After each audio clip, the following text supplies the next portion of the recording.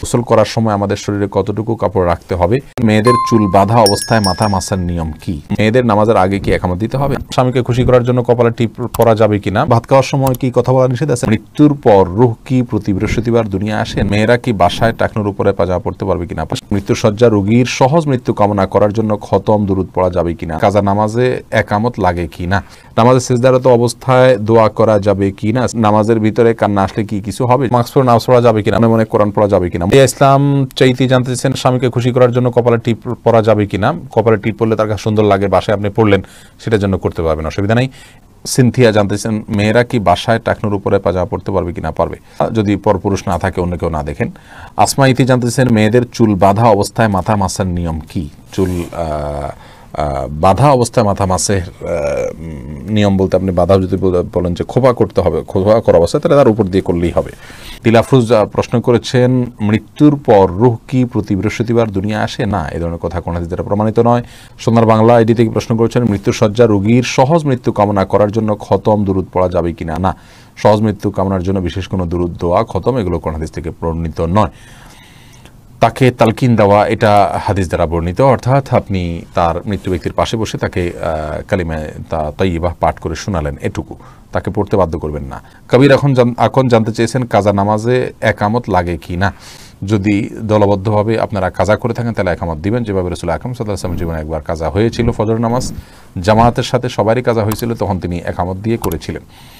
আর একাকি করলে একামত দেওয়ার দরকার নেই। এমনি শফিকুল ইসলাম জানতেছেন মাস্ক পরে নামাজ পড়া যাবে কিনা? মাস্ক পরে নামাজ পড়া যাবে, বর্তমান পরিস্থিতিতে সাধারণ অবস্থা যাওয়া যাবে না।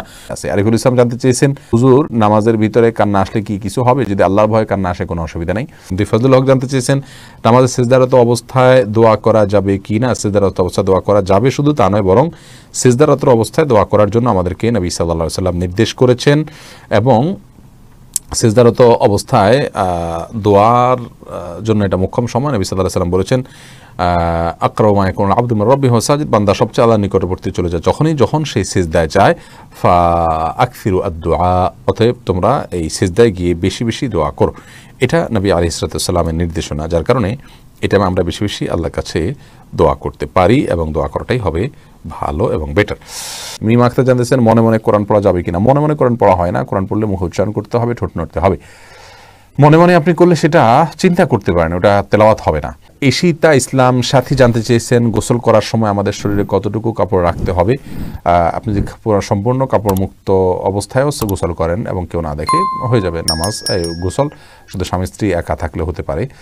আর তবে এভাবে তা করা উচিত নয়, অন্তত আল্লাহর প্রতি লজ্জাবোধ থাকা উচিত। আর সেই জায়গা থেকেই অন্তত কিছু পোশাক হলেও শরীরে থাকা দরকার, মিনিমাম নাভি থেকে হাঁটু পর্যন্ত বা লজ্জাস্থানটুকু অন্তত ঢাকা থাকলে সেটা ভালো। এরপরে মাহাদি হাসান প্রশ্ন করেছেন ভাত খাওয়ার সময় কি কথা বলা নিষেধ আছে? না, ভাত খাওয়ার সময় কথা বলা নিষেধ নাই। যদি কেউ বলে থাকে তাকে বলবেন দলিল হাজির করতে। খাওয়ার সময় কথা বলা নিষেধ নাই, নবী সাল্লাল্লাহু আলাইহি ওয়াসাল্লাম খাওয়ার সময় কথা বলেছেন, বিভিন্ন হাদিস দ্বারা প্রমাণ আছে। পেয়া পৈতন এআইডি থেকে প্রশ্ন করেছেন মেয়েদের নামাজের আগে কি একামত দিতে হবে? না, শুধু মেয়েরা যদি নামাজ পড়ে না, একামত দেওয়ার দরকার নেই। হাসান মুন্না জানতেছেন নখের মধ্যে ময়লা থাকলে কি নামাজ হবে? সাধারণ ময়লা থাকলে নামাজ হবে, কিন্তু এটা মুসলমানের চরিত্র নয়। ময়লা পরিষ্কার করাই হলো মুসলমানের জন্য উচিত এবং কর্তব্য।